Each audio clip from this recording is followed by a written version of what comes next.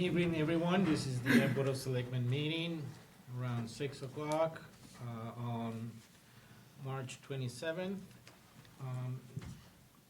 When we're opening the meeting, so after opening the meeting, of course. This meeting is being recorded and broadcast via our local cable access channel WCAT, Zoom, Facebook, and YouTube. If anyone in the audience is recording, please let us know. If you have a chance to speak, come to the podium and identify yourself, say who do you represent or if you live in town. And to get us fully started, I'm going to ask everybody to stand up for the Pledge of Allegiance, please. I pledge allegiance to the flag of the United States of America and to the republic for which it stands, one nation, under God, indivisible, with liberty and justice for all. Thank you very much. And first, we have a discussion with a possible vote to appoint Jacqueline Kingsbury as a part-time clerk in the assessor's office with a recommendation to start at a step 1, grade C2 on the wage scale. Anticipated vote, sorry. Okay. I just need some H2O. You want to have her come on? So, Oh, okay. please. Why not?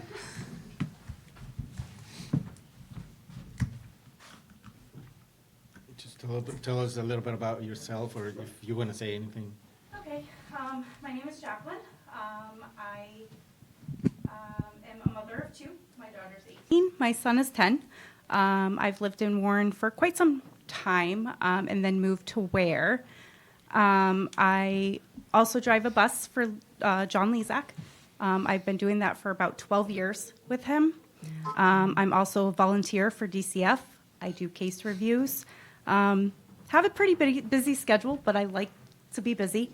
And I'm going to be leaving Cedarbrook Assisted Living to take this position in between doing the bus. Awesome, very good, thank you. Any questions? No, I just thank you very much. And I've known you for a few years Yes. and super Yes. nice. Yes. I know my kids love you, and you've always been super nice and friendly to everybody, and I think you'd be a great addition to the Thank you. community. Rich? So, bus driver, you won't take any gruff from anybody in the Right. in the office, right? Right. Sit down. Right. Welcome aboard. Thank you. Well, thank you very much. And I guess if we don't have any more conversations, questions? Did you want to say anything? Mr. I just wanted to say, Mr. Chairman, this was going to fill a critical void. We do not have support staff in the assessor's office at the moment. And with motor vehicle abatements that are being requested daily and that are due soon, and I think a lot of this timing is right to have it staffed, and we're confident that Jacqueline can help us fill that void in working with the Board of Assessors and in working with other departments in town. I think that she's the right fit for the position, and I think she will serve the town very well. She's got some background in financial services. She worked for Hometown Bank, Southbridge Savings Bank for some time.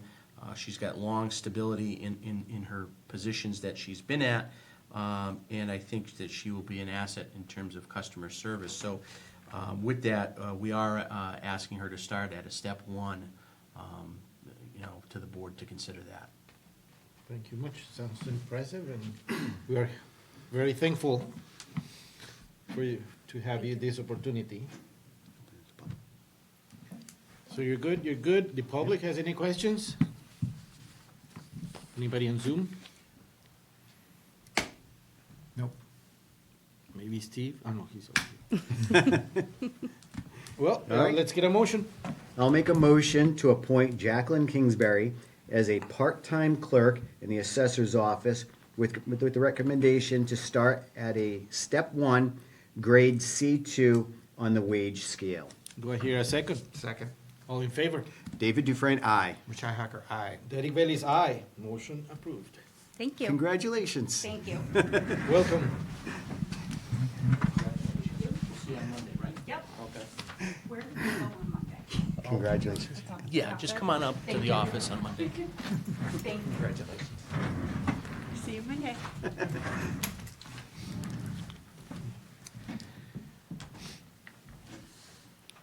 And now we have our monthly report on the Quebec Regional School District by Superintendent Steve Duff with a preliminary fiscal year 2026 budget presentation.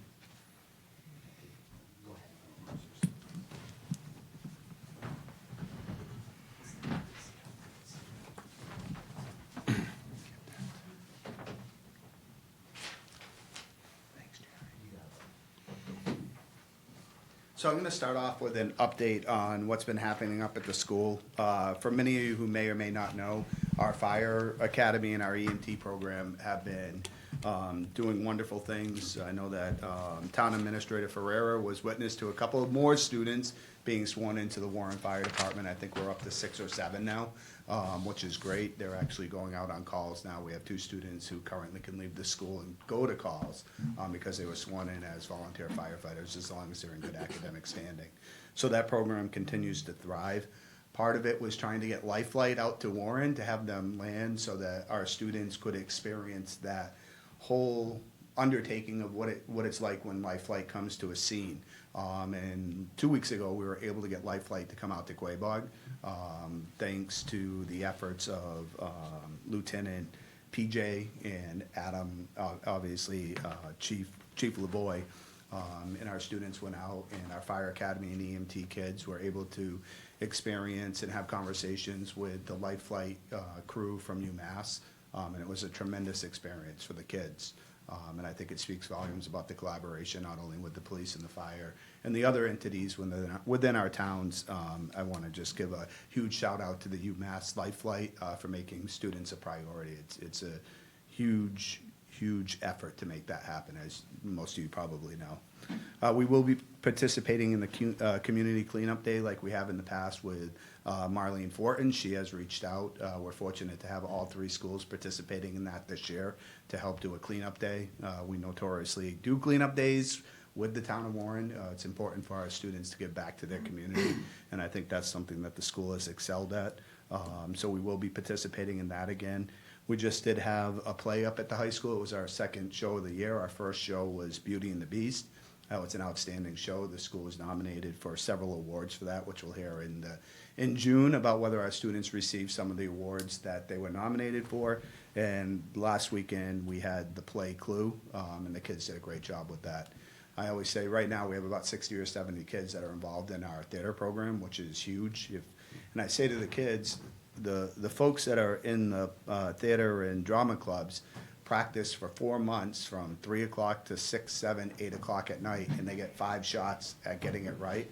Where if you play a sport, you practice for 4 months and you play 20 games, and if you have a bad game, you just come back the next day and you hope that you can get it better. When you're in the theater and the drama program, there's not a next game. You have to get it right each time. So it's great to see the success that we have. Our student council just got back from Hyannis Conference, which is a leadership conference. They were recognized for being tremendous leaders within Massachusetts. So that's a huge shout out to our student council, who provides a lot of the things that happen at school. The Department of Elementary and Secondary Education will be coming out next week to visit our schools for our exemplary programs that are going on. They'll be visiting Warren, West Brookfield, and Quabog. It's always an honor when our governing body is the Department of Elementary and Secondary Education. When they come out and they visit our schools for the things that we're doing, speaks volumes about not only our schools but the communities that we live in and the opportunities that we provide our kids. Quick shout out, last week we had a reunification training. Our crisis team, which we talk about, at every month because we meet on a monthly basis with Chief Millette, Adam Lavoie, with the state police, with Chief Haglund, Chief Lapierre. The crisis plans are very important if we ever did have a crisis. And every month we tackle different pieces of it. And this month we were able to get the state police to come out with a reunification training. If we ever had to evacuate, there's different roles that people have to play in order to keep the scenario safe and under control. And our local authorities and state police did a great job of coming out and training our staff. You know, if you're a runner, you're a checker, you're a greeter, everybody has a specific role, and you need to know what your role is if we ever had to exercise that type of reunification, which we hope that we never do, but just in case that we have to do it, it's just more training that goes on top of trying to provide an education for our kids. We ask our teachers to take on additional roles to try to help keep our children safe.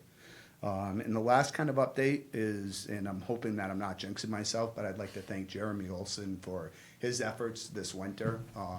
Canceling school, delaying school, having school is a team effort.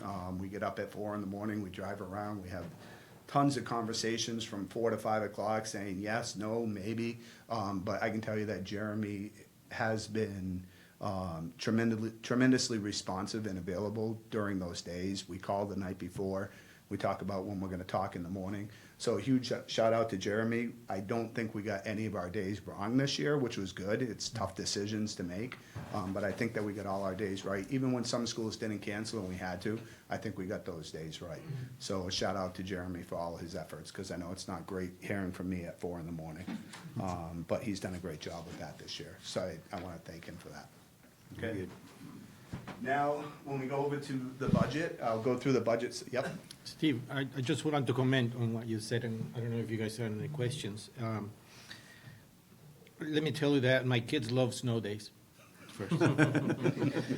And the second one is, would you mind inviting us when you swear the kids for the academy?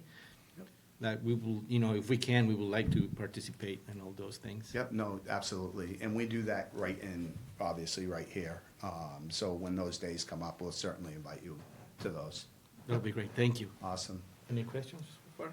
No, I want to say thank you very much. Everything you've been doing so far is very impressive, and I love how everybody's united and working together. Jeremy Olson being able to work with you and get the parking lots cleaned up and help out. I think that was an amazing decision to have them start doing that and, you know, working with you guys. And I think everything you're doing with the school is very impressive, and you're doing a great job with it. And I don't know too much about the drama program, but I know a little bit about the sports with the kids and stuff. And I know it's very important to them, and, you know, good job. I appreciate it. So now we'll move on to budget. So with the budget, I'm sure that you've all been reading in newspapers what's going on in tons of cities and towns right now. I think you'll be hard pressed to find many towns that are below 10% of their budget from the year before. I'm not saying that it's not impactful to any towns, because it absolutely is.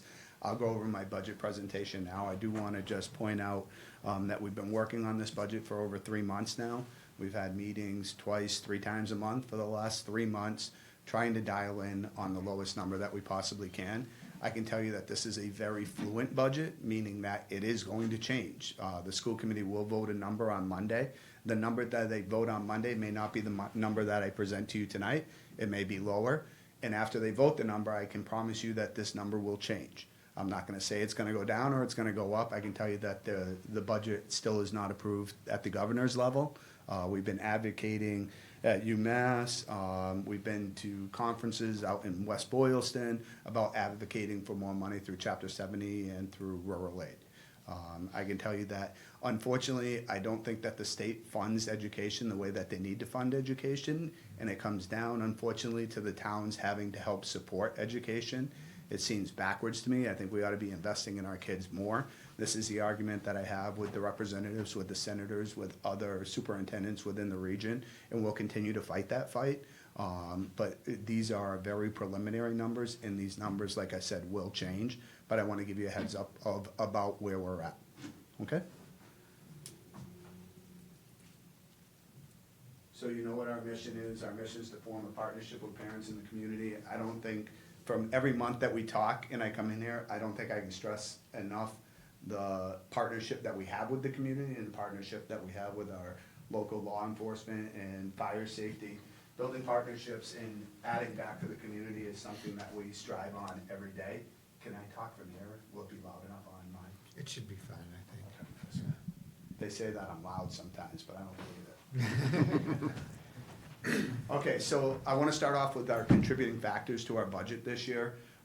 Transportation was a huge component to it. We did go out to bid for transportation. We actually used an outside vendor this year rather than going through the school district. We used Rich Lapierre, who does bids across the state for transportation bids, in the efforts that hopefully we would get more than one bid that came in.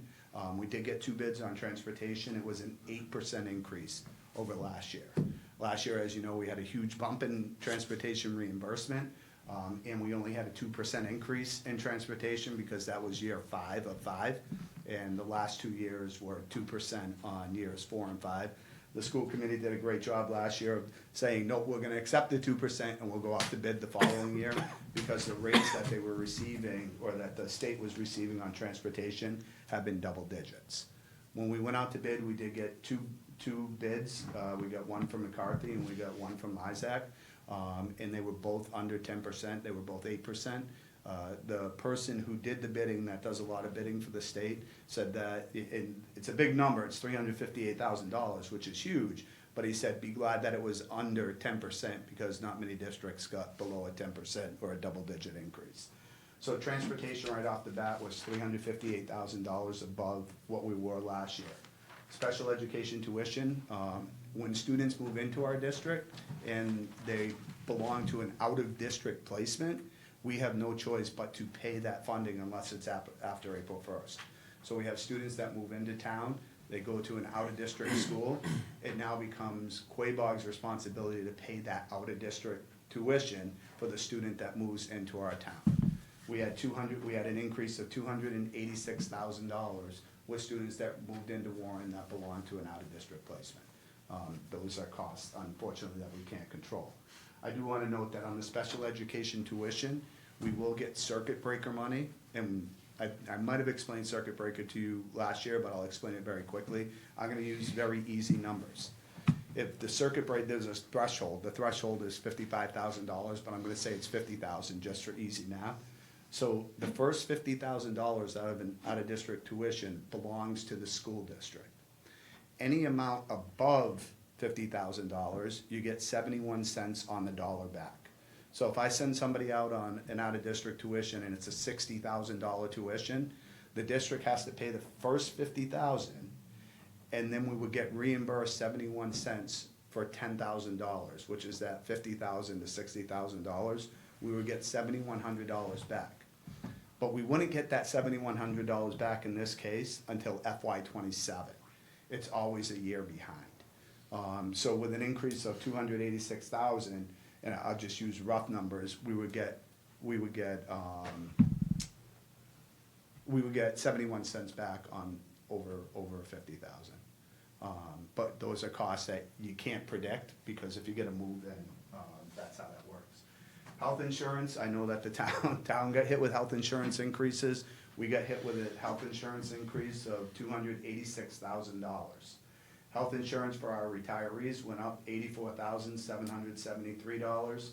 Special education transportation went up $154,000, and Worcester County retirement went up $79,000. So when we walk into our budget, we're already $1.25 million behind the 8 ball, just on things that we can't control. All right, our operating assessments for the town of Warren, operating assessment for FY25 was $43.75. The FY26 operating assessment proposed is $4,993,000. The difference is $617,000. Transportation, we calculated at 85%, so the difference in transportation was $193,770. 60% was Warren's, 40% was West Brookfield. The above minimum contribution went from $768 to $904, which was a $136,000 increase. The minimum local contribution, which is the way that the Department of Labor and Services and DESE calculates your ability to pay. They said that the Warren's town of ability to pay went up by $288,210. The operating assessment for West Brookfield, which I know this is Warren, but it's important to know because it puts the whole puzzle together. West Brookfield's operating assessment preliminarily will go up 439,000. Their transportation is going up 109,000. Their above minimum, local contribution will be up 68,948. And their minimum local contribution went up $261,000 for a total increase operating assessment from FY '25, FY '26 of $439,742. Revenues are the money that we take in. The town assessments, between the two towns would be an increase of $1,057,000. State aid, we had an increase in state aid of $34,390. When you look at a $1.3 million deficit coming out of the shoe, it's problematic. Other revenues, which is our Medicare, is $32,650 to the positive side. E&D, we're projecting that we're gonna use $400,000 in E&D to help offset the budget. If I can throw more at it, I will, but at this point, that is like where we're at. Capital revenues went down $5,221, so our total revenues was an increase of $1,375,209. Our state revenue, which is the important number, the Chapter 70 number is the biggest number that we focus on. Our Chapter 70 funding went up by $77,000. So if you look at the 77 for our Chapter 70 and the 30 from state aid, we had a total increase of $100,000 from the state. And when we walked out of the door, even subtracting teacher negotiations, because we're in that right now, we were at $1.3 million in the hole just coming out. This leaves us at $1.2 million on where we're at now. We've done work on it and we'll continue to do work on it.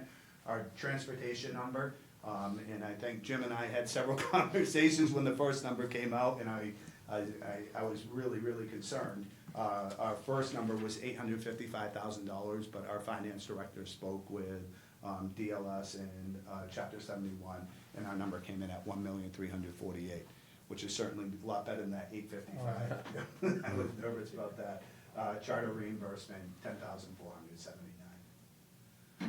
Other revenues that we get in, we get interest, investment income is up $9,250. Parking fees, we charge kids to pay in the parking lot. We bring in about $2,600 there. Medicaid reimbursement was up $18,000. And then miscellaneous building usage, like other than town-related things or sports, if somebody uses the auditorium for like a dance show that's not part of our community, we charge them a fee. And we get about $7,000 for that we put towards the operating budget. Our capital revenue, we know that we still have a bond payment in Warren, that's for the doors and windows. We have $133,351 left which was down by $5,000 from the year before. All right, our expenditures, district-wide, we're up $1,285,000, which is all part of those costs that we first looked at. School choice sending out is up by $31,000. Charter schools sending tuition is down by $75,000. Our capital debt, which is for the doors and windows, is down by $5,176, which brings our FY change $1,236,682. Our operating expenses by campus, district-wide, is a $466,000 increase. Warren is a $264,000 increase.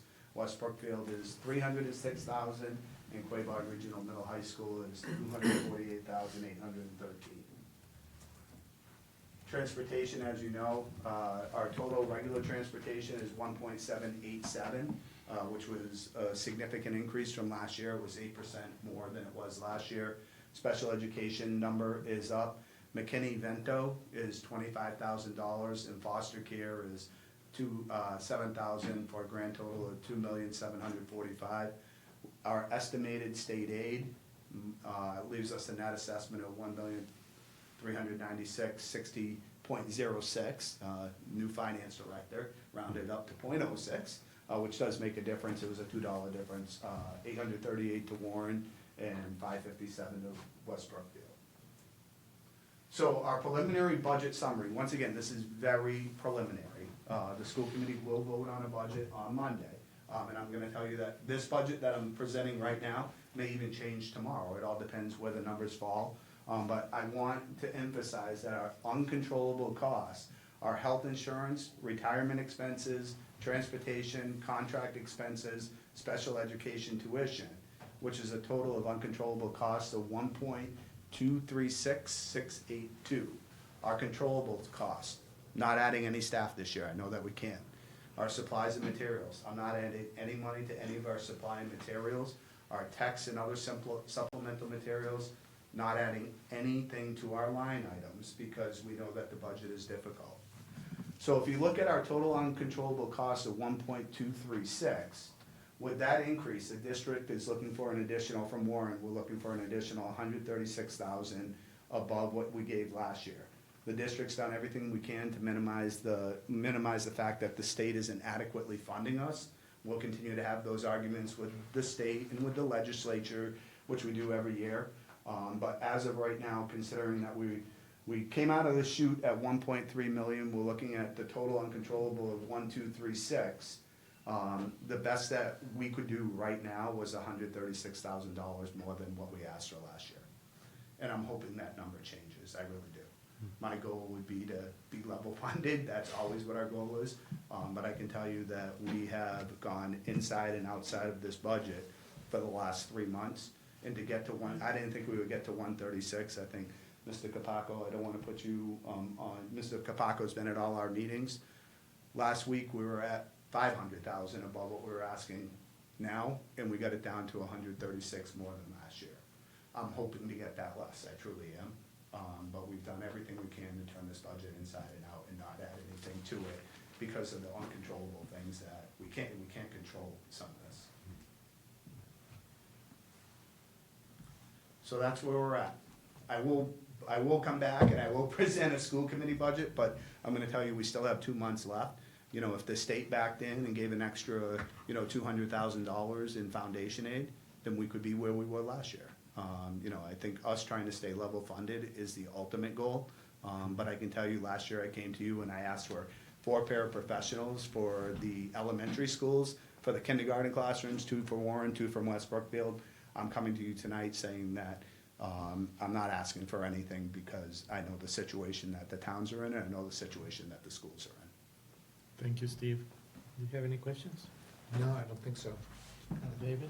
No, I really appreciate the detailed description of everything that's going on. And it's nice to be able to see where everything's going and have a vision of what the school's doing. And I know you guys all have been working really hard to try to make it as best as you can. And unfortunately, we're in an environment where things are more expensive and things are going up and, the state's not giving their share to help out as much as they should, and we all agree with that. And we wish we could change that somehow, and I think we all need to get together eventually and try to force their hand with that and see if we can get more money for the towns. But I wish it was going the opposite direction, I do too. and I know you do too, because you live here also. And I you- do. And- And I can tell you that honestly, we're doing everything we can to get where we were at. Yeah. This was as low as I could get, and this was turning things inside and out. And I'm still gonna turn things inside and out. I meet with the finance director on a regular basis, and I say, we need to find $220,000 more, because we're gonna get to level funded. I just can't guarantee I'm gonna get there. I'm hoping the state backs in with some money. I think they're gonna back in with something. I just don't know how much they're gonna back in with. The one thing that I have concern with, and I know you can't avoid it because it's gonna change the price and cost, is I'd love to see materials being refreshed and stuff, but we can't afford it. But like with active seeking of grants and stuff, hopefully there's grant opportunities that can open up where we can get some, whether it's new computers or, new textbooks or something like that. But definitely, we're surviving because we keep on seeking grants because Mr. Ferrara. So I don't want to, and I didn't put this in there because I know that you know that we actively seek grants all the time. We have a brand new math curriculum for K-8 next year that's being paid through grant funding. It's a 6-year license. So we have brand new math materials for kindergarten through 8th grade. 2 years ago, we purchased a brand new ELA curriculum through grants, which was for $350,000. So we are continuously working with this. Town Administrator Ferrera and Chris LaJoy and myself talked about the Community Compact Grant that we worked with Jim on, that we applied for $161,000 so that we could redo the inventory of computers in Warren, at Warren Elementary School, and also upgrade the server for our financial software. And I'm hoping to hear back from them on Monday. So these partnerships, just so you know, Jim sends me grant stuff all the time, and we try to see if we can fit it into the budget so we can help offset things. But we did we're doing the whole IVAC system at Quabog this year, which was $434,000. It's not costing the town anything. We did over $750,000 in grants last year. I didn't put that up here because we talk about it. Well, that's a big thing. It is. It's And impressive. that's why I can say we're not doing this, because we're able to offset that cost for the town. But people, that's one of the things, people are like, well, what are you doing to get money? Yep. Well, you don't see all the grants because you didn't put it out there Right. that you did all that, and now we know. Yep. And that's amazing to have. And, yeah, thank you very much, Steve. No, and You're doing a thank good Jim job. for his support with. Oh, we thank him finding all these the things. time. Yeah, no. He it's- knows he's awesome. It's the nice part about it is a team effort, and, we appreciate your support as we try to move forward together. Awesome. Thank you Steve? very much. Mr. Chairman? Yes, sir. Steve, I didn't get the number. What was West Brookfield's above minimum?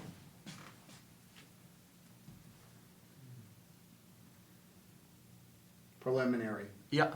thank you. Oh, I just had it, Jim, I'm sorry. So West Brookfield's total above minimum would be $603,282. I have not presented to West Brookfield yet. That was gonna be my question. I Did you haven't. talk to them yet? No, we did. Well, no, we talked to them, very preliminary. This was a month and a half, 2 months ago. This has been ongoing, and like I said, and I think Ray would attest to, where we were at last Tuesday compared to where we are today is night and day.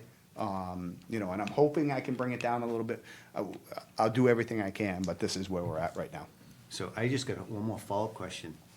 You knocked off $500,000 from last week? Well, about between 250 and 300,000, yeah.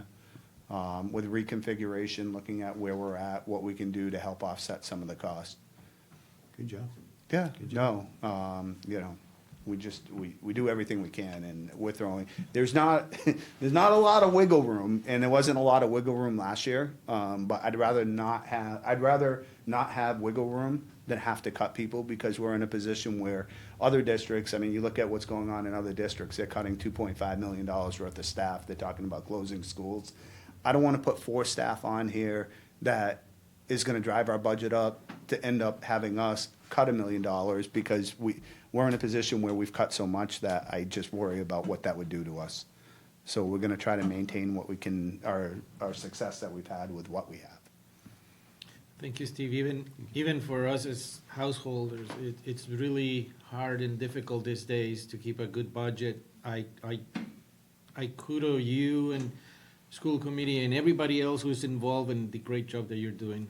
And we appreciate you, and I think we are very fortunate to have Quabog here. And we appreciate the towns, and we appreciate the families within our towns. There's a question in the public. Yes, Oh, sir? yeah, sorry. Oh, here, I'm sorry, Ray. I know.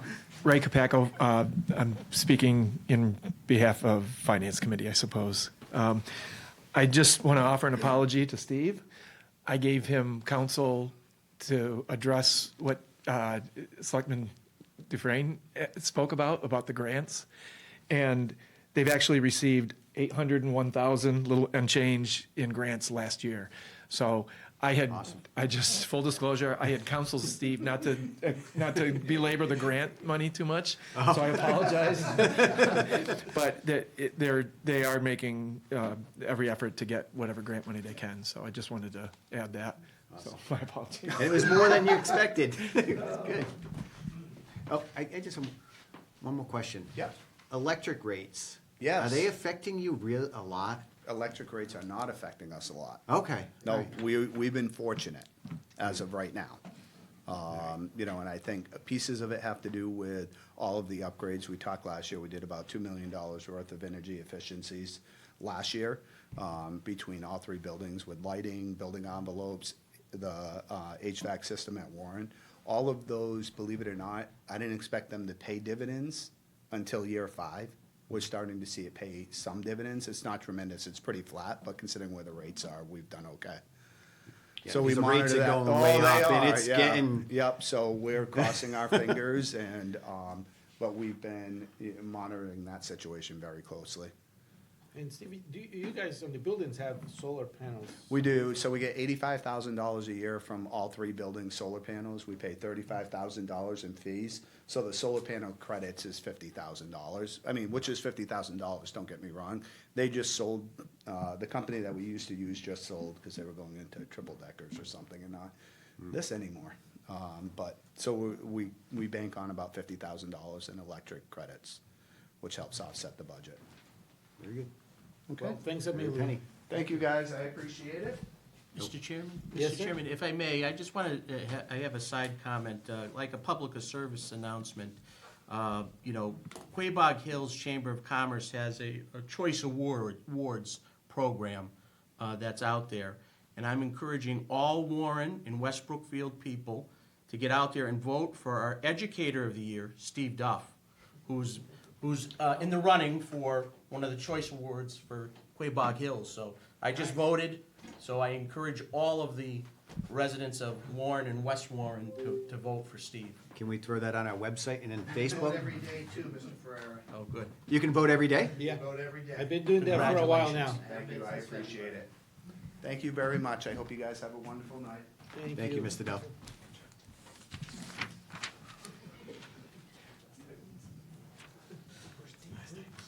Do you have deep roots? What's going on? They tabled. They had Table. a conflict tonight that came up, and so they will be here on the 10th, because we're not having a meeting on the 3rd. Okay, so that's table. Now we are gonna talk about to review and discuss the copier lease and options with a possible vote to enter into a new 3-year lease and service agreement with New England Business Machines. Anticipated vote. Sir? Thank you, Mr. Chairman, members of the board. So before you this evening is consideration is to continue on with New England Business Machine for a copier lease for the town. As you are aware, the town has 7 copiers that are up. The leases expire next month.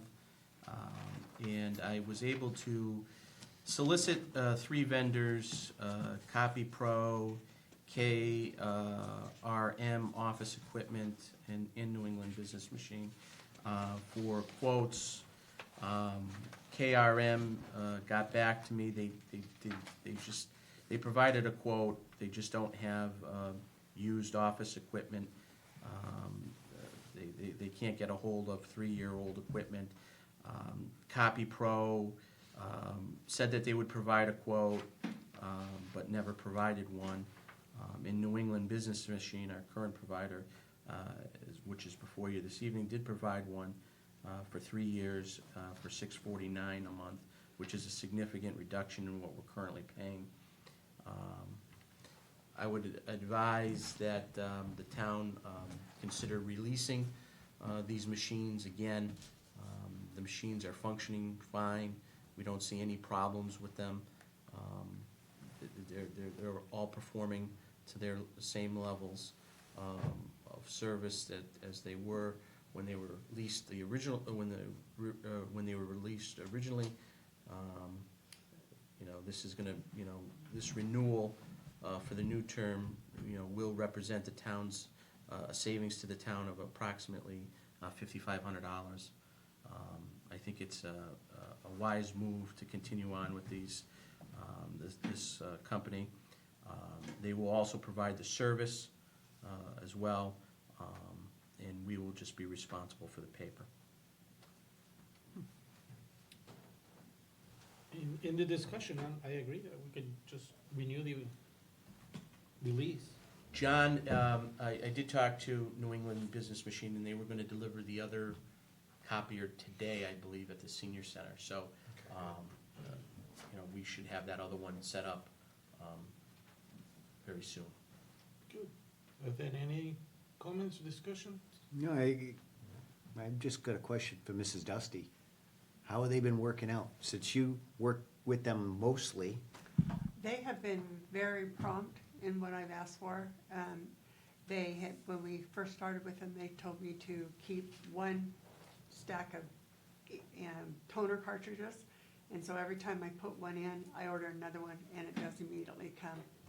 And we actually ran out of staples, and they came and not only brought me the staples, they showed me how to install them, and gave me two more packages of staples from the machines. And the machines work well, they don't jam, That- color. Well, they only jam if you try to copy a piece of paper with a staple in it. Yeah, they don't have It that. doesn't like that. I don't think there's many copiers that wouldn't. Yeah. And, yeah, and they do great with the cardstock, when I wanna copy something onto cardstock. It does great, you just put it in the side thing and it just pulls it right through, there's no problems with it at all. Just Good make a enough for me. motion. Yeah. All right, I'll make a motion to enter into a new 3-year lease and service agreement with New England Business Machines. And do we have to authorize somebody to sign? Sure. You got Derek sign. And to authorize the chair of the selectmen to sign on behalf of the board. Do I hear a second? Second, All in favor? David Dufresne, aye. Richi Hacker, aye. Derek Bailey's aye, motion approved. There's two places to sign. You gotta sign that. This one too. Slip too, yep. To get us going, we're gonna continue with the discussion of the fiscal year 2026 budget and warrant articles for the June 12th, 2025 special and annual town meeting. Thank you, Mr. Chairman, members of the board. Before you this evening, in your packet is a third draft copy of the special and the annual town meeting warrants for your review. The FinCom has already started their review process, and you will note that the articles that have already have their recommendations are already attached to those articles. There's a few articles that they had passed over due to waiting for some additional information to be plugged in, as well as they may be talking with a specific department regarding that particular article, and they're waiting for some additional feedback. And then there's some articles that they just don't take a position in on because they're not financial by nature. But we are moving right along, and our joint meeting with the FinCom is on April the 12th, scheduled for 9 AM on April the 12th, which is that Saturday. So, the warrant is still open. There's a few additional articles that the capital planning committee met today to start their review that need to be incorporated into these warrants that are not in there yet because they just met today. And so these documents will be updated, and hope to have a final warrants for you for consideration on the 10th, and potentially close the warrant on that day. Very good. I'm still waiting on numbers for liability and workers' comp on the budget side of things. Again, we're working with the FinCom to address all of the departmental budgets. They're going through their review process. There was a meeting this week with the FinCom. We'll be meeting next Tuesday to continue that review, and we're trying to move right along to get the budget to you as quickly as possible. Thank you very much. You guys have any questions? No, I don't think so. No? Looks good. Thank you. Thank you, sir. Next, we have a discussion and possible vote on approving a regional planning committee bylaws by Mr. McKean. Anticipated vote. Jimmy. Good evening, Jim McKeon, Emergency Management Director. Tonight I come to you with, I just want to present the regional District 7 West One Regional Emergency Planning Committee, which is made up of the Brookfields, Warren, and Spencer. It's mainly to plan out hazmat issues. The committee will deal with hazards within the District 7, West One communities, which I just named, all the Brookfields, Warren, and Spencer, to protect public health and safety and environmental chemical hazards, as well as other regional health, safety, hazard events, including natural and man-made disasters and regional events. It's basically a planning committee. They developed the bylaws, which are, I presented to you guys. You can look through them. It's not gonna cost the town any money. We just basically get grants. The grants are done through the other communities, pretty much. So it's basically just working with the other, working all together as a team. Will you I ex- don't know if the chiefs want to add anything, Adam want to add anything to it, or on your end? Obviously, I'm not the emergency management director, but, I'm aware of what the committee's doing.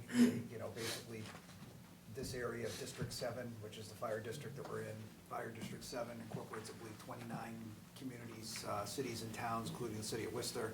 And we just took on Brimfield, Holland, and Wales as well, so they're new to our district. But this portion is commonly referred to as the West One District that encompasses the Brookfields and Spencer.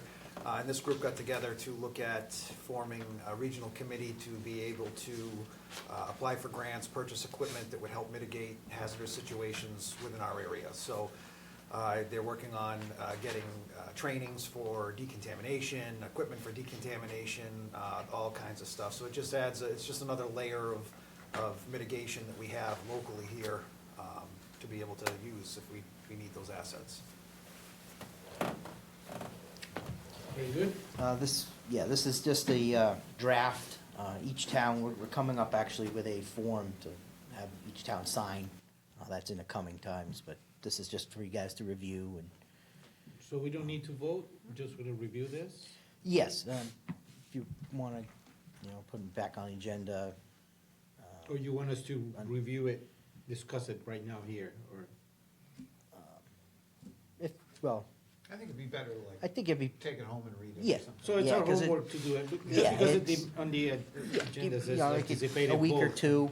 Okay, no, that's perfect. We're gonna meet in the mid-April with our next meeting, and we're gonna have like an actual form for each community to sign and adopt these rules. So when that comes out, I'll come back to you guys. Are you excited about this? It's basically, it's working all together, and I think it'll be a benefit Excellent. to all the Any communities. questions? Table it to April 10th?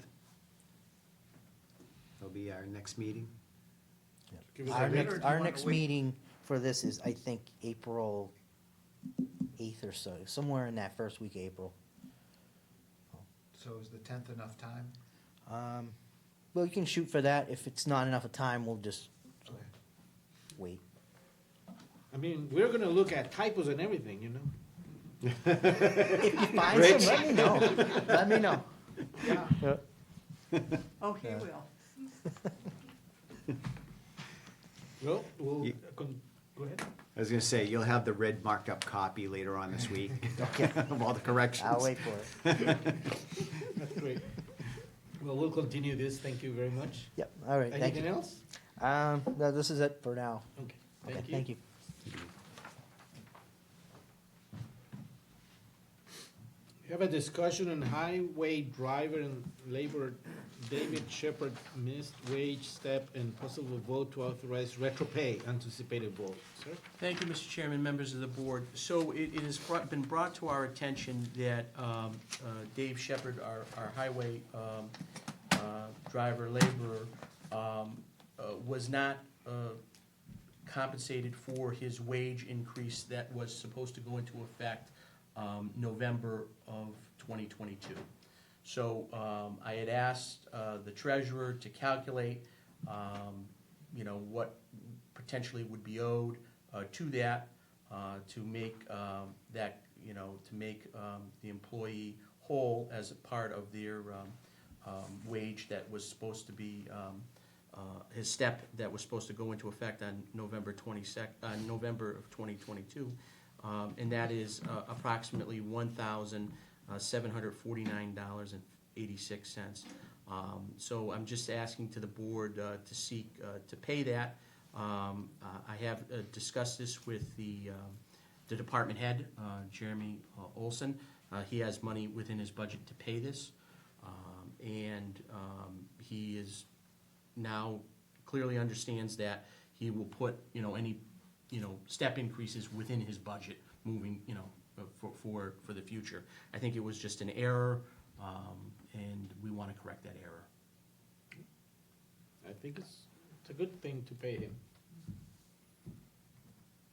Do you have any discussion, any comments? Yeah, no, he worked it, we owe it to him. He was supposed to get a step increase, so we gotta pay the back pay. This is the best scenario for us and him, and just make sure in your management, meetings with staff, that you reiterate that they need to be accounting for this in the future, so we don't have this happen again. Yeah. Let's make a motion. All right, I'll make a motion to approve the missed wage step and pay the retro pay wages for David Shepherd. Do I hear a second? Second. All in favor? David Dufresne, aye. Richi Hacker, aye. Derek Bailey's aye. Motion approved. Thank you. Next, warrants and bills. Okay, I'll make a motion to pay the following warrants. Payroll, number 26, for $119,287.83. Accounts payable, number 38, for $113,876.19. And then accounts payable A for $184.31. Do I hear a second? Second. All in favor? David Dufresne, aye. Richi Hacker, aye. Derek Bailey's aye. Motion approved. I'll make a motion to pay the following bills. Mass Facilities Admin Associates for $60. KP Law for $260.51. Modern Pest for $117. Master Telecom for $93.61. C2 Mass Adams for a total amount of $331.24. Marlin Leeson for $1,107.23. Pine Ridge Technologies, Inc. for $937.20. SBA Structures LLC for $1,806.47. Do I hear a second? Second.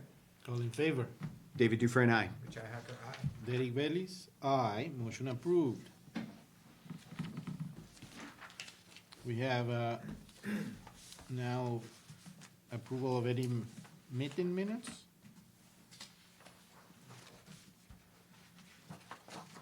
So is it March 3rd, or I have March 6th over here? It's March 6th. You have March 3rd on the agenda. Sorry.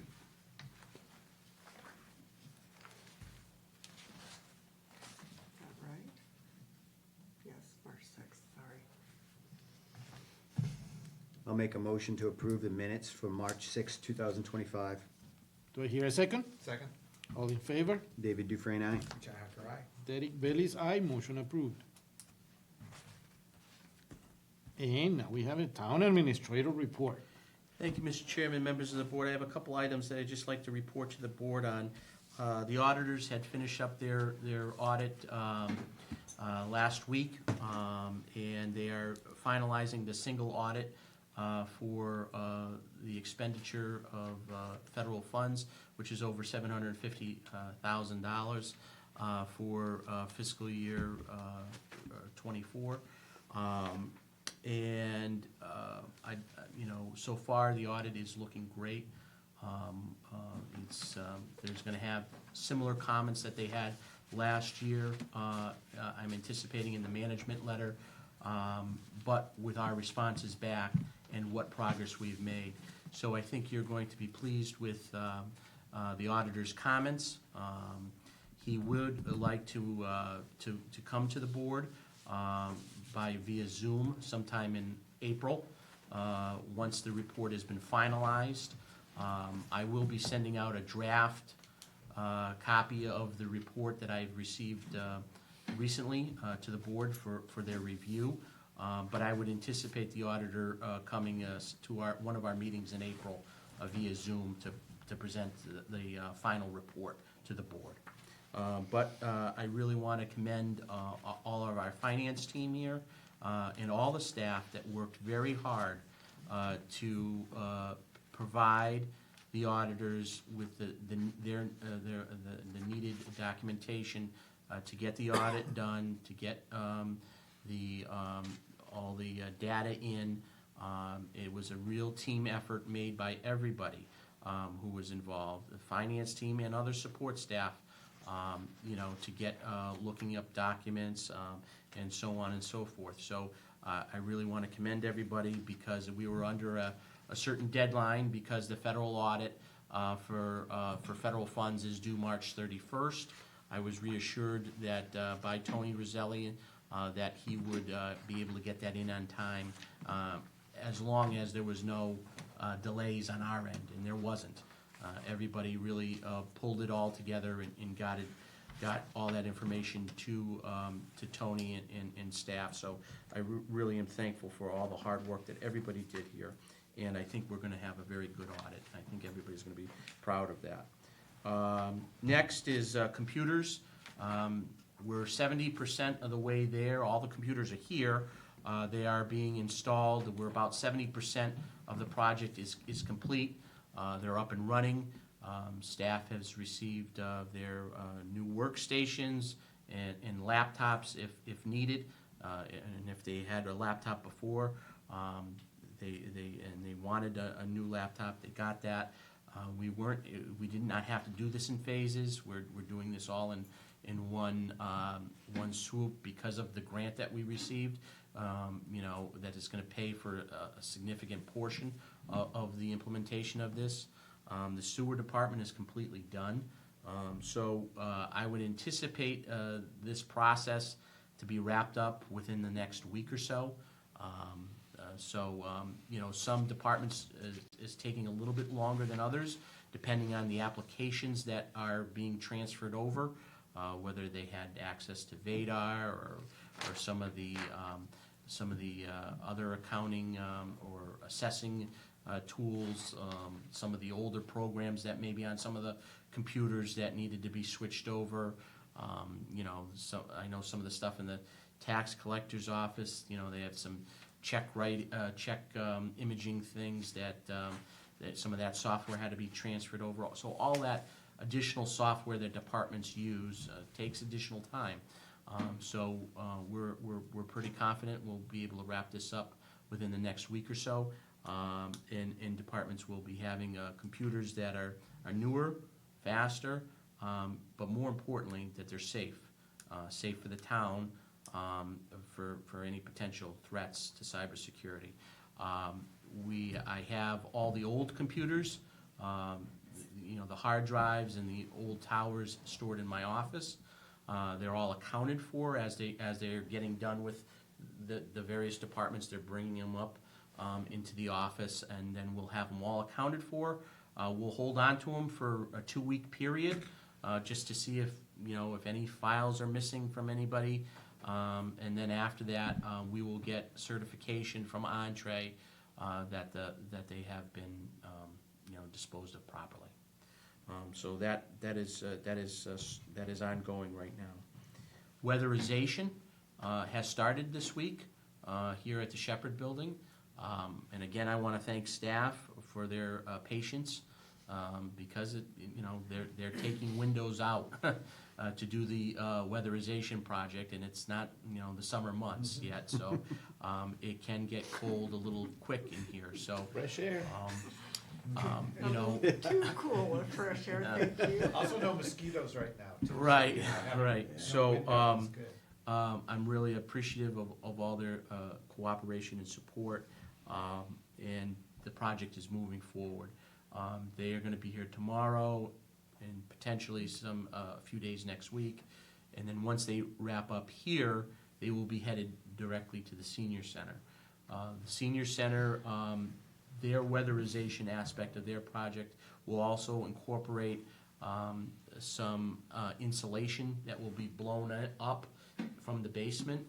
Because of that, one day we will have to close the senior center, you know, for staff and for the seniors because of, you know, potential of chemicals could be going through the building. So I've already notified Sharon of that. She's aware of it, and we will give as much notice, advance notice as we can.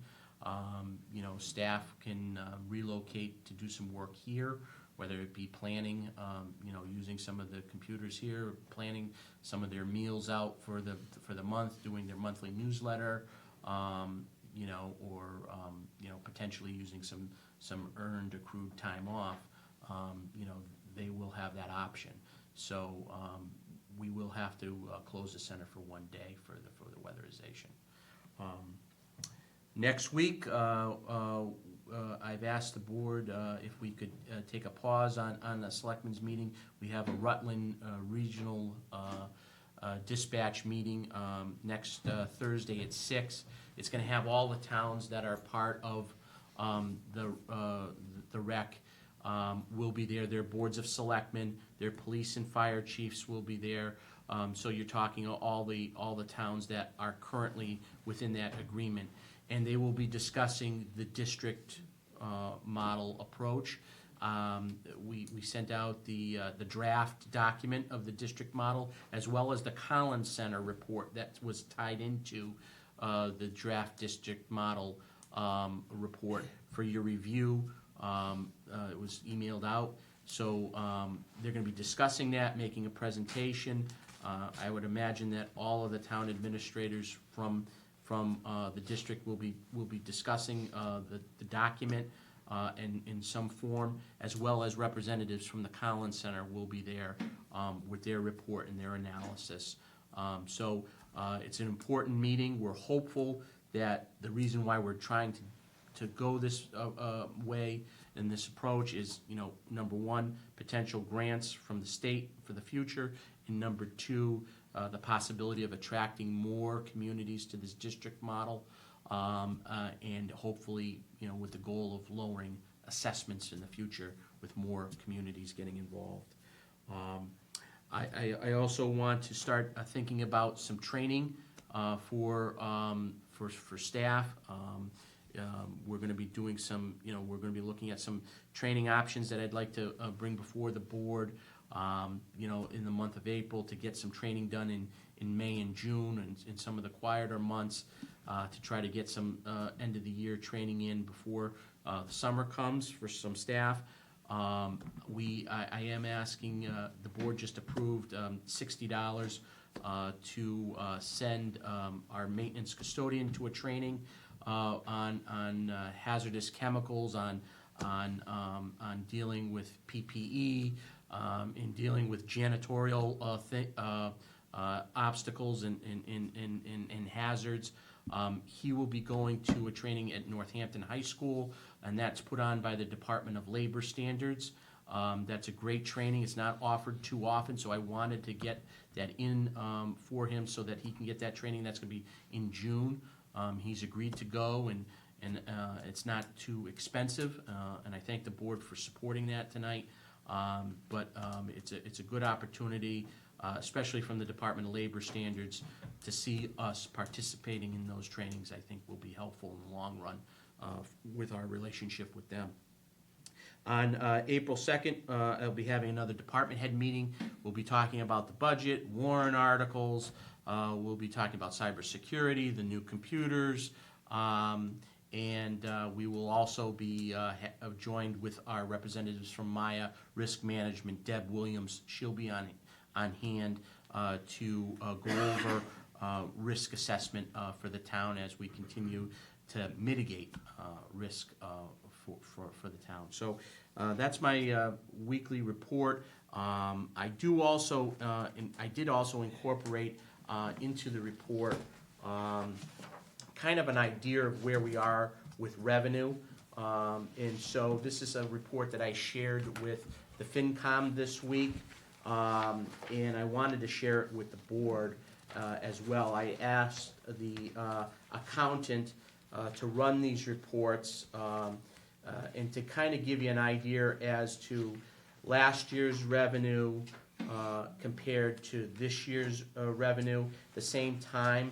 So, and this is what we will use to identify trends, to do forecasting, to look at where we are with personal property tax, real estate tax, motor vehicle excise tax, and then the whole host of other revenue buckets that we collect. There's nothing that is really out of the norm here in terms of from last year to this year. Looks like we're on pace with the majors, and what I mean by the majors is personal real estate tax.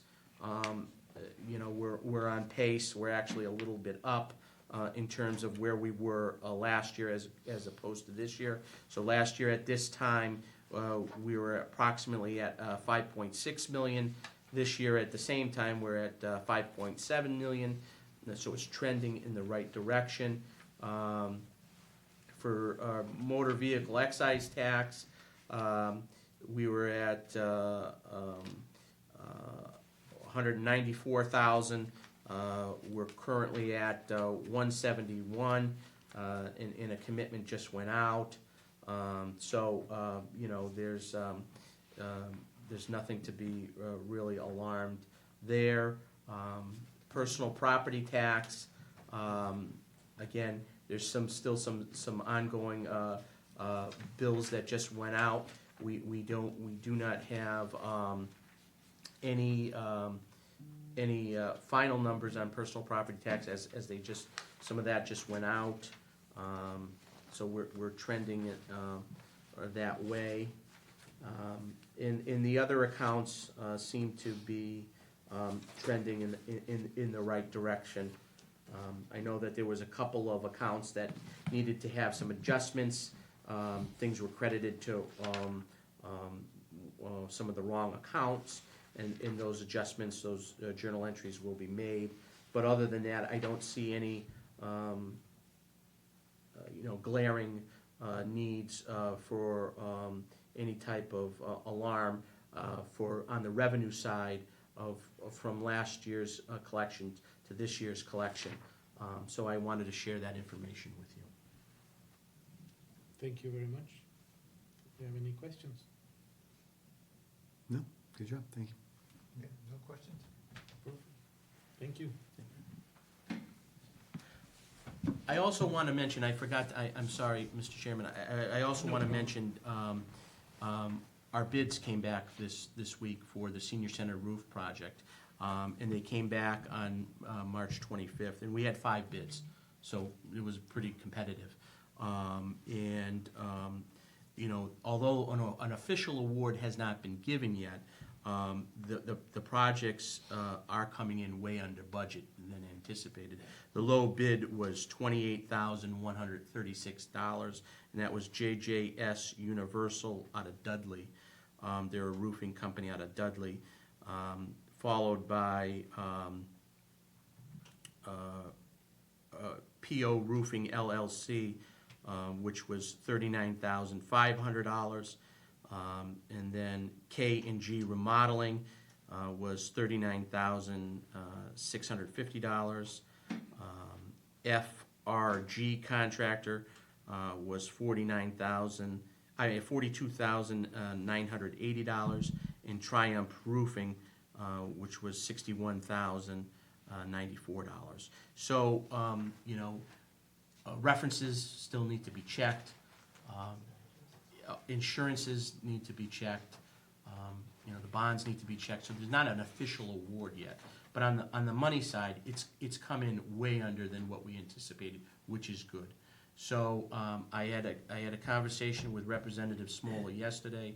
I asked him, how he set up the earmark. When we had asked the earmark for the roof, was it specific just to the roof, or, was it any senior center improvements? And, he checked his records, and, to his credit, he just made it senior center improvements. So, we're hopeful that, once this project shapes up, and we're gonna have to go at this project real quick, that we can, get the contractor in, get a contract out to him, get him to do the roof, and then we'll have, somewhere around $30,000 of that earmark still on the table that we could potentially use for some other improvements down there at the senior center.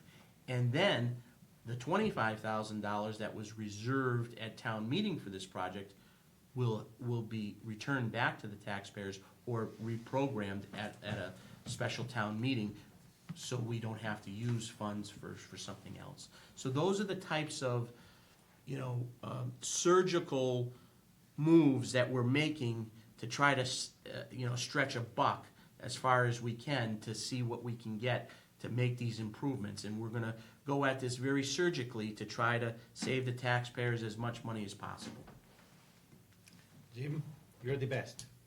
Thank you very much. They just have some follow-up questions now. Yes, sir? So with that, you made it very clear that they were removing all the old roof, right? Remove. Because there's 7 layers of roof on one section.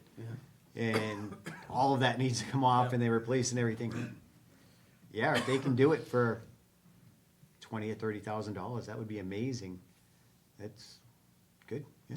And that's why we do these, these competitive bids. I mean, the specs, were very helpful from Weston and Sampson. I worked with Weston and Sampson to provide us with the specifications.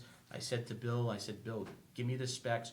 What would you ask for as an engineer? What would you ask for the specs for a new roof at the senior center? And we incorporated all those specs from Weston and Sampson.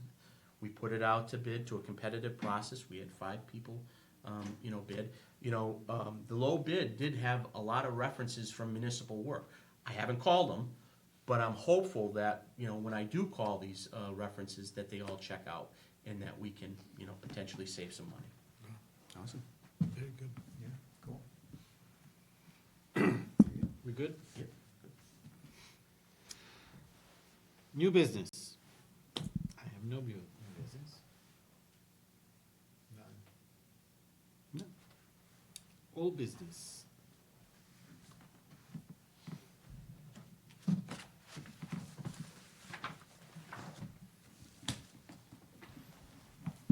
The signs? The science is in the works, right? Well, I think we have to decide on the design, right? Dan, you have any feedback?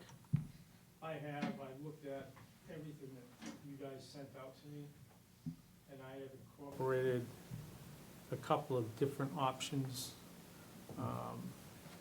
that represent the town, I think, in a good light. I just need to know where you're gonna put this thing. Well, I think they're gonna be at the 2 ends of the main road. And, I know we talked about 2 of them, one coming into town and one on both ends. But now I've been looking at the signs, it doesn't make sense to have it on one side of the road and not on the other side. Because if you have one on the side of the road, you're welcome to come to town. But when you're leaving the town, there would be another sign on the other side of the road letting them know that they're leaving in Warren now. But they're double-sided, right? So They're double-sided. Yeah, but if you look at the road, if you put it on one side, you're not gonna see it when you're driving the other way. Yeah. I would put the welcome sign on the incoming traffic, and then leaving Warren isn't as important Right. as coming in. So they'll be on the left. Yeah, so that would be on the left. You know, as you're leaving Warren, that sign would be on the left. Why? Well, why- that still makes 4 signs.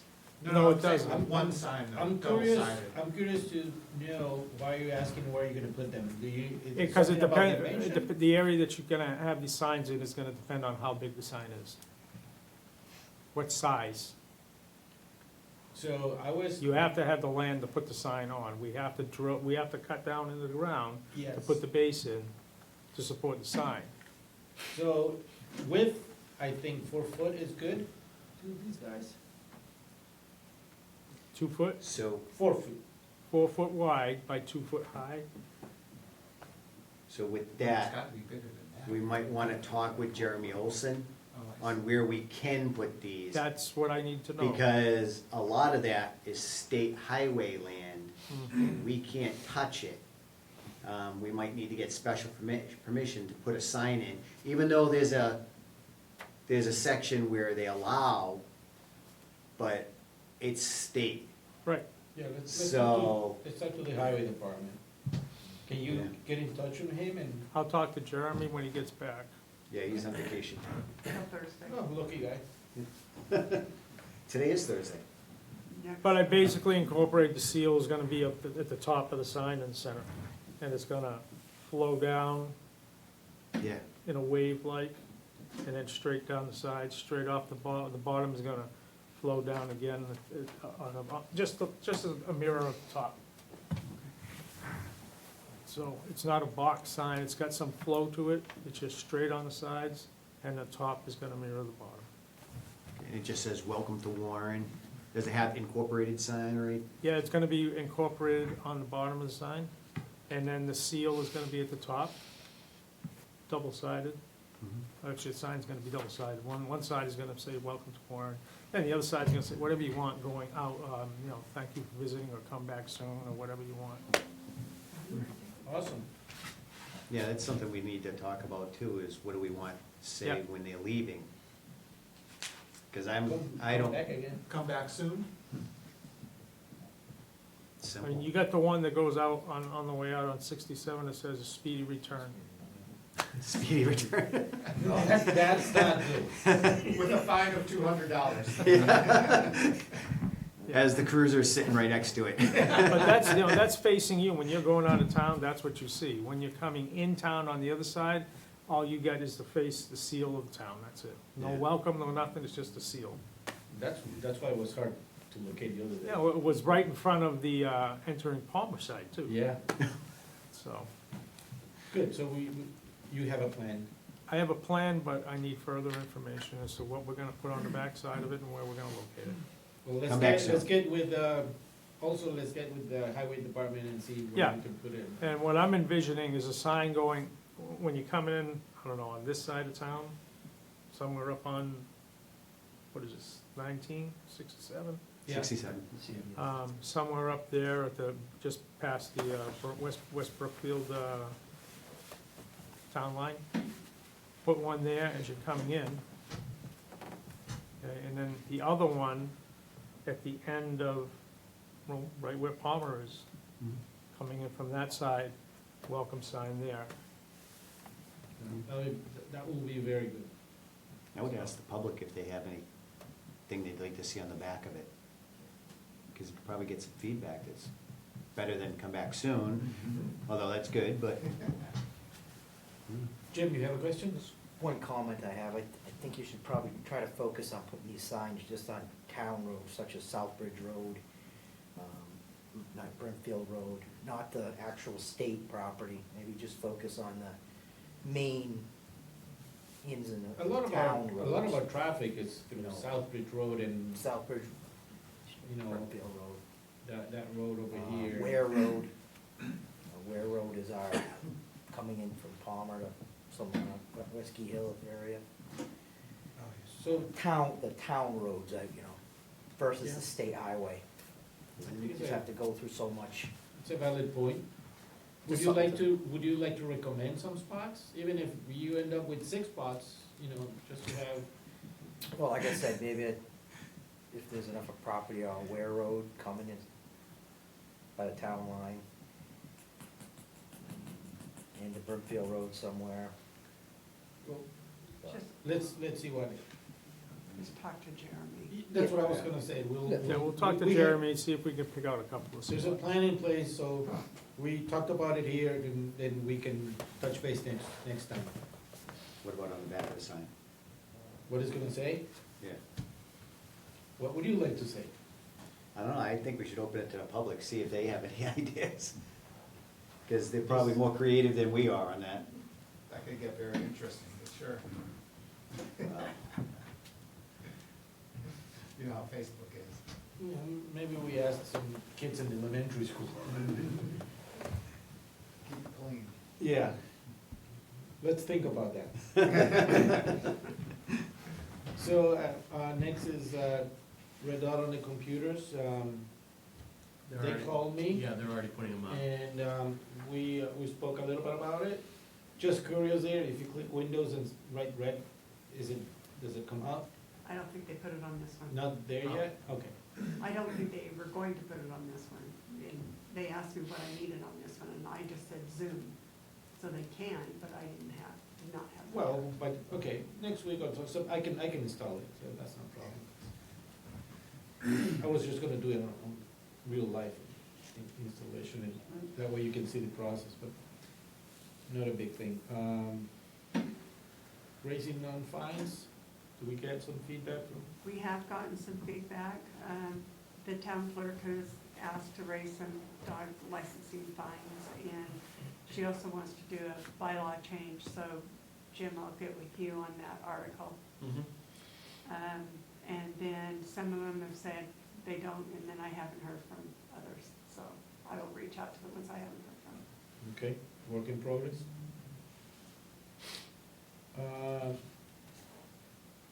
What is this, the business opening into town need license, ATM? That isn't something that the town does, it's something that I brought up, and other towns do it. And, you know, right now, the only person that needs to get a license in town is a DBA. If you're incorporated or an LLC, you don't have to. And so we have, like, when WIC opened up, somebody walked into my office and says, "Where's the new WIC?" And I went, "What are you talking about? We don't have WIC in here." And we actually did. So I just thought it was very important. So Lori is working on checking other towns to see how much they charge. They charge anywhere, right now, she's found between $20 and $50 for a license to have a business in town. So that's still a work in progress. And that actually feeds the future project of the website where we will have all this, you know, you got your license, you get to go into the website, so to speak. Yeah, so I think that, you know, and then she asked me, are we gonna go to existing businesses? And I said, yes, I think we should. Yeah. I think it should be everybody that has a business in town. Sounds good. So we'll keep working on that. Work in progress for the new website? Actually, yes, I've just been in contact with Revise, another company that does municipal websites, and we've done, I believe, North Adams, Swansea, and some other communities in Massachusetts. And they're putting together a proposal. You know, obviously, you know, the industry standard around here is Civic Plus, so I'm trying to get the board to, you know, some other options available along with Civic Plus. So I'm hopeful that we'll have something mid-April to bring to the board. Very good. Maybe they can do a Zoom presentation or something. Credit card for the departments? How's that I'm working on that with the treasurer. I have to have a discussion with her on that, and that will be a work in progress. Probably gonna need a policy written as well, and some different things to that nature. Of course, yeah. The Wi-Fi boosters? We will have to work with our IT provider, Entree. Once they finish, you know, the All install, computers? you know, that would be something that we could, you know, potentially have them look at, as well as some other things that, you know, would be IT related. Did we find out anything about the land on Marks Mountain? I talked to Carrie about it, and she says the problem that they're having is if you go to the register of deed, it says somebody else than what it says on the tax, what it says on this, so they're trying to figure that out. So she suggested that if we're really serious about pursuing this, that we need to do a tax title search. A title search. Yeah, sorry, a title search. I think that's something we have to do right now, because if somebody else owns the land, maybe we should be getting the back taxes from that person if they actually owe that land, because they haven't paid taxes in, what, 60 years? Yeah, About that. somewhere there. And I don't know, but I pay my taxes in town, and I wouldn't mind not paying taxes for 60 years. So, we should probably find out. I don't know. She just mentioned that to me, so I thought I'd bring it to the board and see if that's something that, Well, Yeah. let's find out and let's see what it find takes. out the cost. Yeah. And what requirements do we need? Do we have anything on the regional school agreement provision? I made a contact, I talked to Teresa, the town administrator, last week from West Brookfield. I mentioned to her, you know, our board is looking to have a discussion with their board on potentially modifying, changing the regional agreement. And, you know, would her board be willing to come to a meeting to start the discussion and, you know, and look at the agreement? She said that she would bring it to her board. I have not heard back from her. So I wanted to give her at least a week.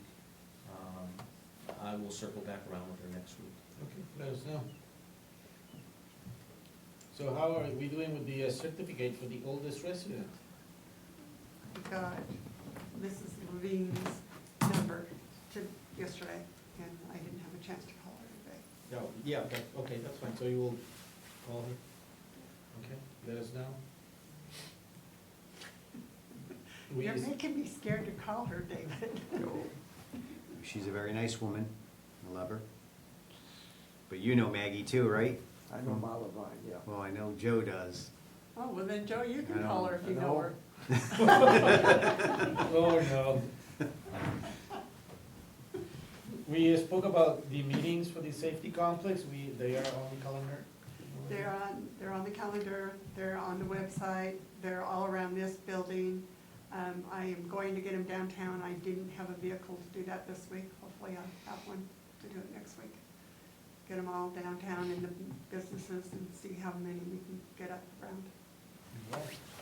So sooner or later, it's gonna be July here. What about the flags? $60 each? That's not bad. Hmm. It's a flag and a bracket, right? Yeah.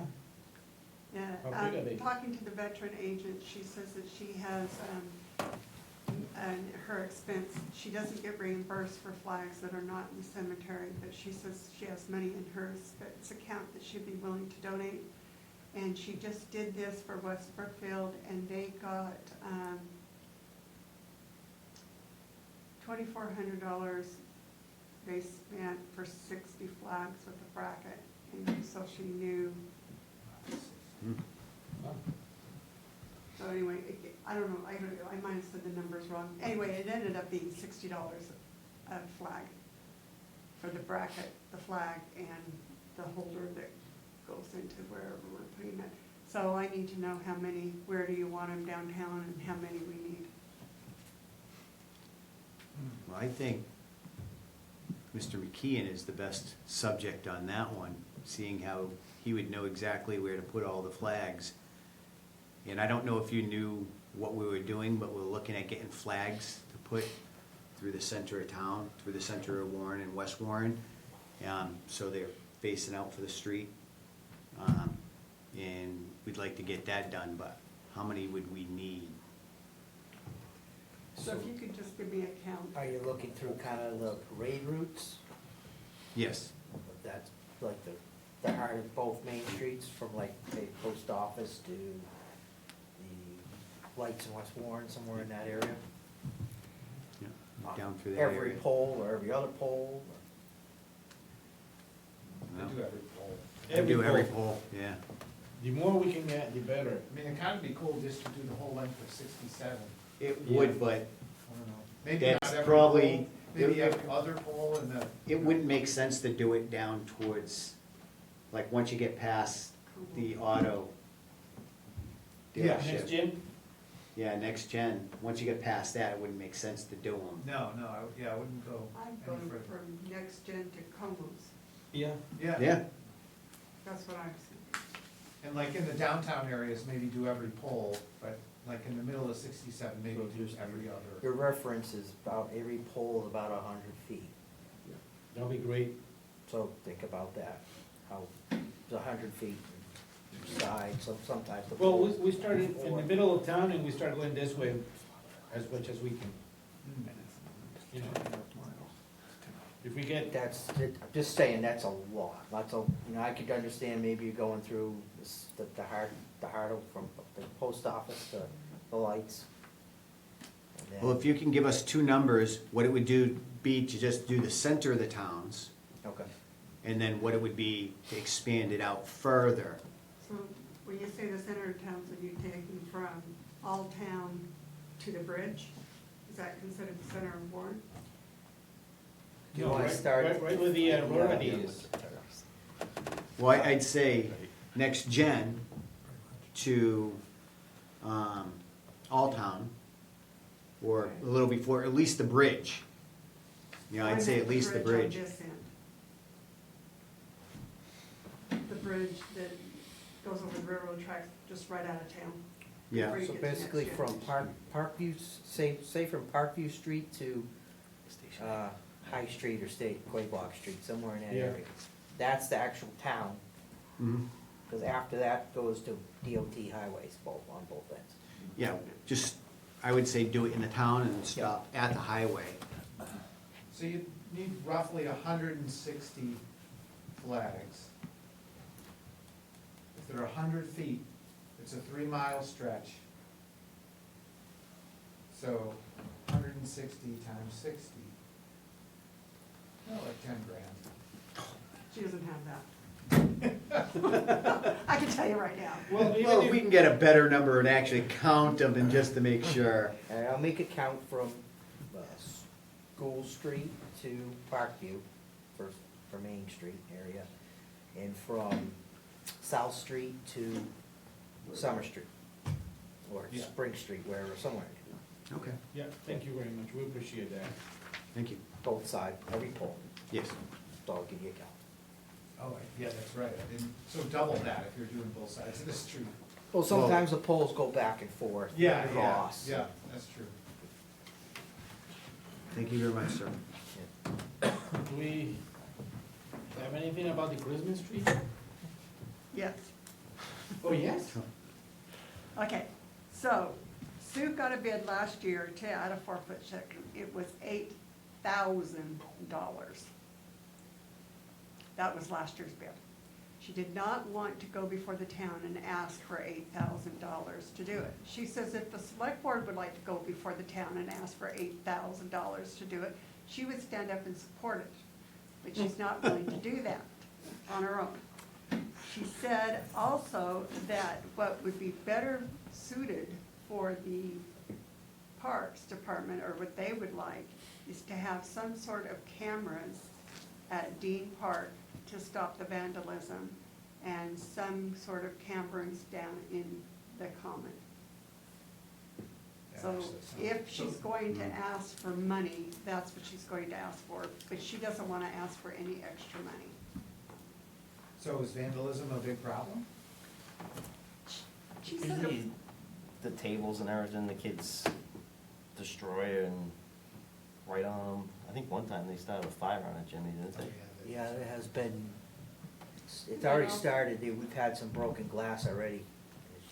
So for $8,000, they can get Cleaned up about 3 30 times in cameras. 2 weeks.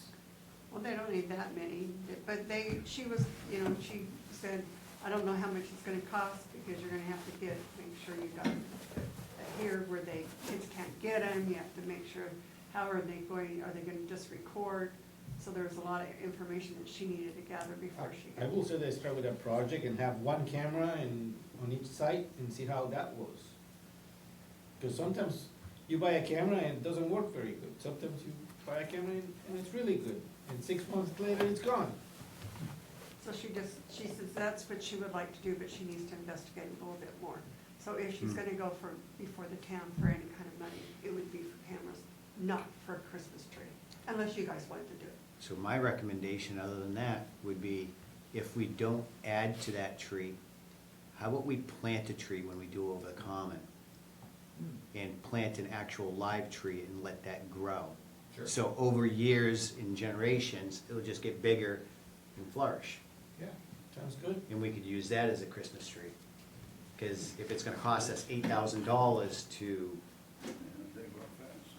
yeah, we could probably just For buy now- a nice full-grown tree for much less, and it will just grow for years. Well, like I said, our blue spruces have gone, like, doubled in a couple of years.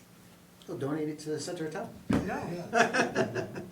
I don't think my husband. It's doing well. I don't think my Jeremy can husband- dig that thing up. and, Yeah, you know, go over there with the backhoe and scoop it right up and. Sell it. Yeah, he'll sell it to you. So, that's the report. So I want to add something to the list instead of saying that on the comments. The high prices on the emails and the emails account that we have, it's going across everywhere, and where I work, I was assigned to look for a new solution. So I found, Google, Microsoft are the big companies that provide this kind of services. There's a new little small company who's coming up, and the price is really low. So I'm gonna do a pilot at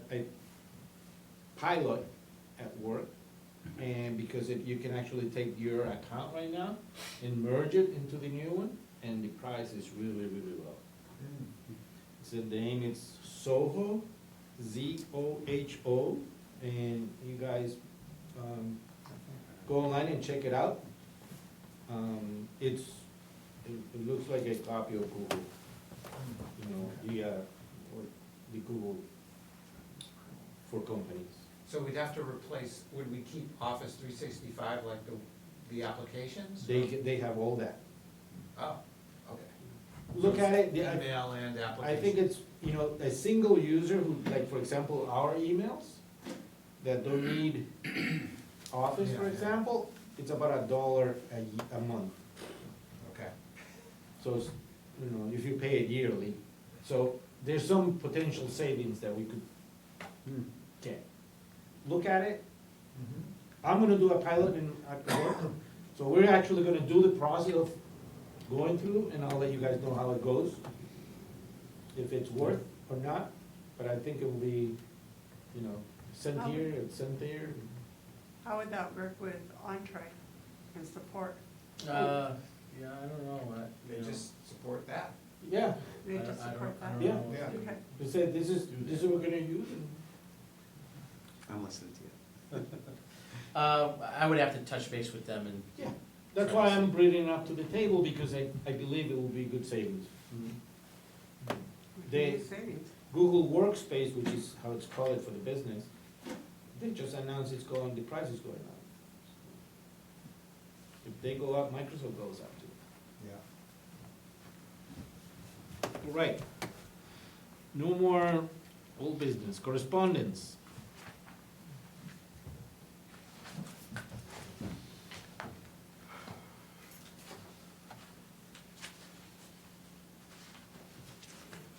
Mr. Fountain came to my office and brought this to us. I informed him that this was a Board of Health issue. He took it to the Board of Health also, but he said the last time he brought it to us, he seemed to get more action than just bringing it to the Board of Health. But I did tell him, and I think he did go down and talk to Jessica also, that, correct me if I'm wrong, Dan, that they have set several fines to these people. I also told him, and I could have misinformed him, that the tenant should go to housing court now. This is right over here, right? Yes, right across the street behind the bank. Okay, we've had multiple dealings with this guy. He's constantly not paying his bill for the trash removal company. There's an ongoing, so to speak, tenant-landlord issue over there. We've done a health inspection over there on the house. The place is a death trap in my eyes. You really shouldn't have anybody living in there, period. Okay? We brought this to his attention. Now he comes back and we're defending that there are tenants over there while he's trying to take them to court to get them evicted and all this stuff that's going on, and this has been going on for the last year and a half now. They block the dumpster with their cars so the truck doesn't pick it up, which, every time we've noticed that the dumpster's overloaded and trash is falling all over the place. We call the dumpster company that is servicing them, and he hasn't paid his bill. So his complaint is he's not collecting any rent, so he's not gonna empty the trash. Okay, which he Can't do cannot that. do. Yeah, that's. Okay? The other issue is, well, I broke my neck and I can't do this and I can't do that, and this is my sole investment and I'm not making any money off of it. Regardless of that, you're responsible to make sure that that property is maintained. Yeah. Well, I'm trying to get an investment banker to buy it and da-da-da-da-da, you're getting all these excuses, and I've come to the point right now that we just had a long chain of back and forth with this last complaint that just came in. And last day that we talked to him, it was picked up that morning. After we called the dumpster company and they said that he didn't pay his bill. So, when he got done with us, he went and paid the bill and they picked it up that day. Now also, the tenants, and I noticed this when I did the inspection over there, the tenants are loading stuff into that dumpster and around it that don't belong in the dumpster, like your TV sets and everything else. And the dumpster company will not take that stuff away. That stuff that they need to take to the dump and dispose of it there, pay the fee, but that's why they're not doing it, they don't wanna pay the money. So it piles up along the outside of the dumpster, it's piled up all around the property, on the outside of the property, up against the house, up against the fence line. And the ones we've had lately are just picking everything up and carrying it right through town. So, I've brought the situation up with Jessica the other day. And we haven't acted on it yet, but I'm thinking of condemning the property for health reasons, having the tenants all pulled out of there at his expense, and they're gonna have to be put up somewhere else. And then we close the property down until he fixes it the right way, and then he can re-rent it again. So that's where I'm at right now with the case, because he's absolutely refusing to do anything. And the next step is to go to legal with it. So that's where we are, Okay. Hopefully everything works out. hopefully.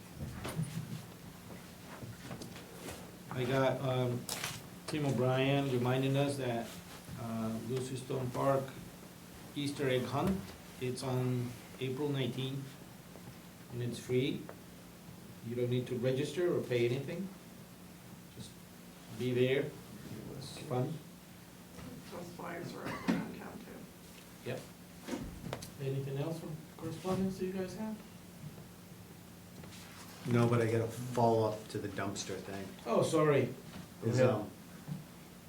one of the things, is I just recently scooted somebody out from coming down our road that was gonna be dumping a bunch of trash out of his truck. Nice. Yeah, because they like the rural areas and they go down there and they dump everything out because they don't wanna pay the dump. They don't wanna spend the money to have the dump take it. And I would recommend, because it seems like TVs is something that's popping up a lot, is if we can do a electronics, Yeah. turn-in day. We are in the process of trying to set that up with a couple of towns in there to have a joint one, because it's impossible to do just one for this town. It's cost prohibitive. So if we get with a couple of different towns and we're trying to do this through the shared grant system, to get that taken care of that way, so that we can have people come down and do it on an electronics day, they call it, and just bring all your old electronics and we'll get rid of it that way. And it probably gonna be a fee for like $25 for TVs or something like that. But if you look at what's going on at the transfer station, fees that they're charging down there are way over what everybody else is charging. And that's one of the reasons why people aren't going down there. Yeah, it's just cheaper to dump it in the woods for people now, and Yeah, yeah. the fine is less money than having to get rid Maybe of it. that's one of the fines. And then they get caught. Yeah. Yeah, and how are you gonna catch somebody on a rural area trying to dump something Right. at midnight at night? And I just happened to notice the guy going down, and I seen his truck full of stuff, and I'm like, oh no, I know what he's going to do. Yeah, we're also And I dealing with went another down, one. and yep, We're he also was just dealing about with, to- with another one with a couch that's been sitting out on the side of the road for the last 3 years. Just because he doesn't wanna take it to the dump and get rid of it.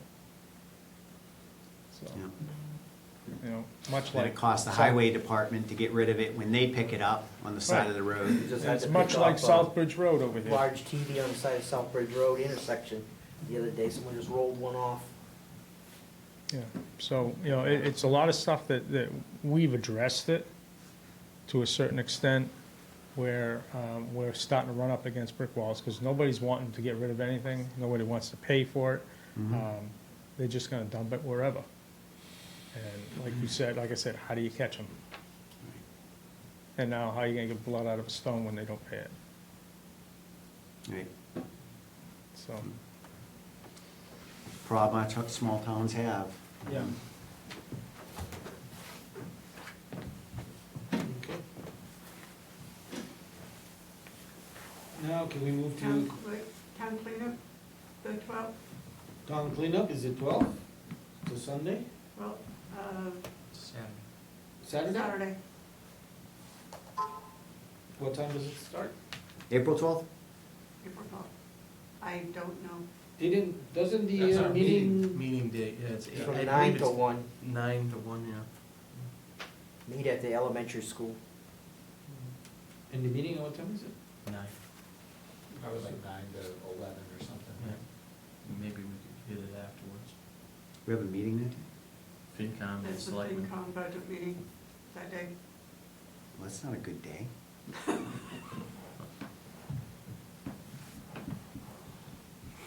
We all participate in that, in the town cleanup.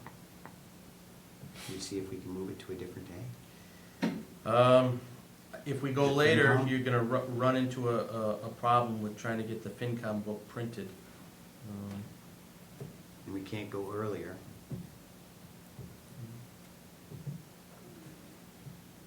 Well, who runs the cleanup? Can they change, Schools. can they change the date? No, like that the schools and everybody going in, Boy Scouts, all these groups and stuff that come to do this. Yeah, okay.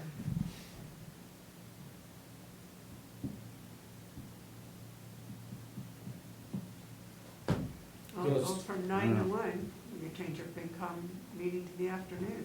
Does Ray have any suggestions or yay or nay? Ray Capaco, FinCom. The date can't change because we are under some constraints with the budget calendar. As far as the time, that's a possibility. I can bring it up. We meet again on Tuesday. I could bring it up.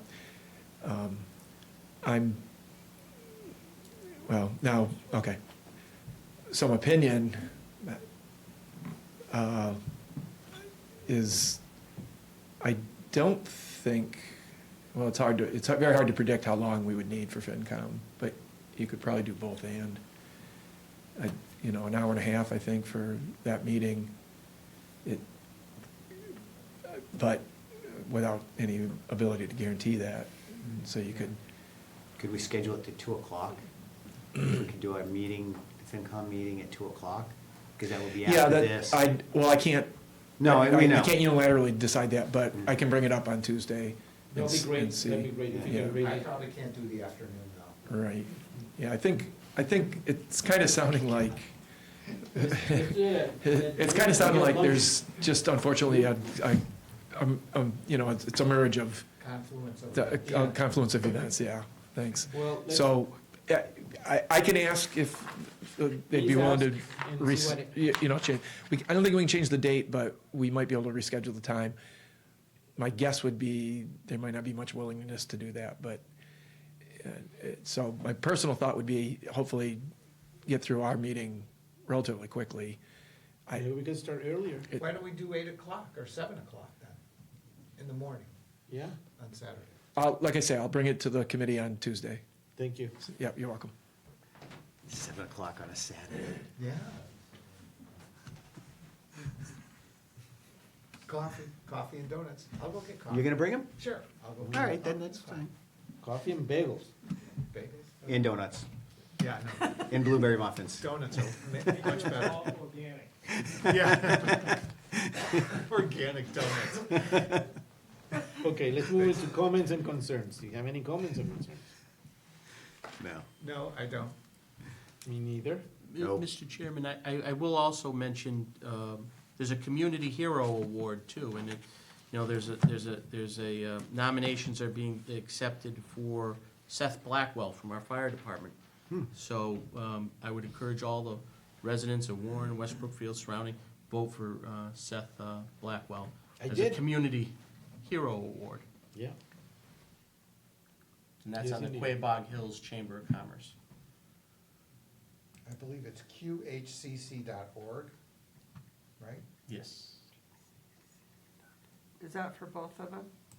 Yes, yep, under Community Choice Awards, and they'll list an Educator of the Year, and then a Hero of the Year, and then they have some other restaurants there, none of them are Warren, but, you know, two of Warren's locals are being honored as a finalist. I want to mention that we had a great ribbon cutting at Tropical Vibes. Absolutely. Food was excellent. Yeah, Did you eat your oxtail? that was Joyce's, and I did have a little piece, and it's really good. It is, Next time, yeah. next time. The jerk Maybe we chicken can and have rice. the, maybe Oh, we can it's have so the good. meeting over there. Yeah, Well, it's too early. No, I never really mind. like the jerk chicken and rice, and If you like that, It's you ought to good. try the ribs. yeah, I gotta try the ribs next too. I hear they're good. All right.